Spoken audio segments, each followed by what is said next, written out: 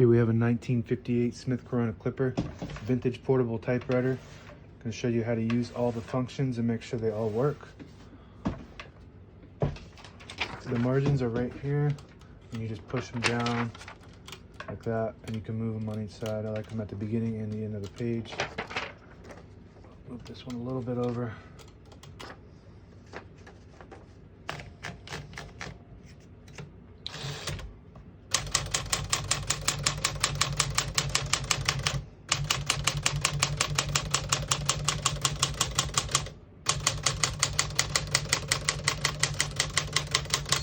Once you hear the bell, you're at the end of the margin. You hit the line space, gets you back to the beginning, and skips 1, 2, or 3 spaces. Right now we have it on single, but if you want double, you just flip this switch back. There's a 1, 2, and a 3 over here on the side. That will skip 2. And 3 will skip 3. We're going to keep it on single for now and finish these letters.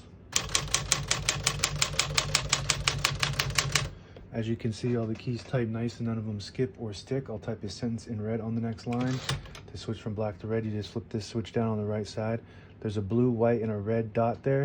We're going to switch it down to red and it'll hit the bottom portion of the ribbon.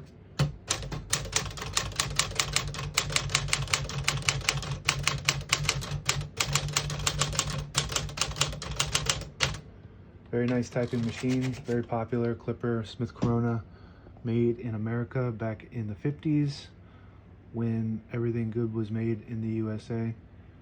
And if you buy a brand new typewriter, it will come from China, and they're made very cheap, and they will break, and a lot of times come with missing parts. As soon as you open it out of the box, it's basically worthless. So if you want something reliable that will last forever, you got to get these vintage typewriters built with all the best metal, and engineering was immaculate back then. This was top of the line technology at that time. So yeah, you could pass it down to generations.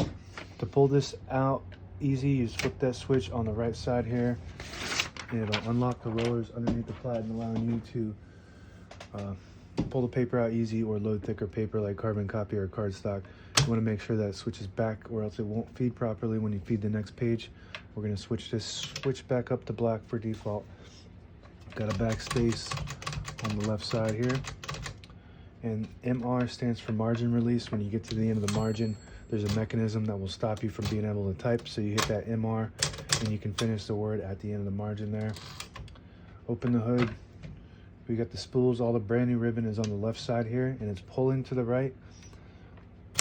And it'll always pull clockwise on most portables. To switch the direction, there's a switch above the backspace here, and you just flip that up and it'll pull counterclockwise to the left. We're going to switch it back down to pull to the right. There's a lever here for your touch control, L and 2, 3, 4, 5, 6, H. So when you load that, when you push it to the H, it loads a spring underneath the type area, and it'll just make it harder to type, give you more tension when you're typing when it's on high, and when you're on low, there's less tension, so you don't have to hit the keys as hard. It's got a carriage release on each side here. These levers will allow you to control the carriage freely.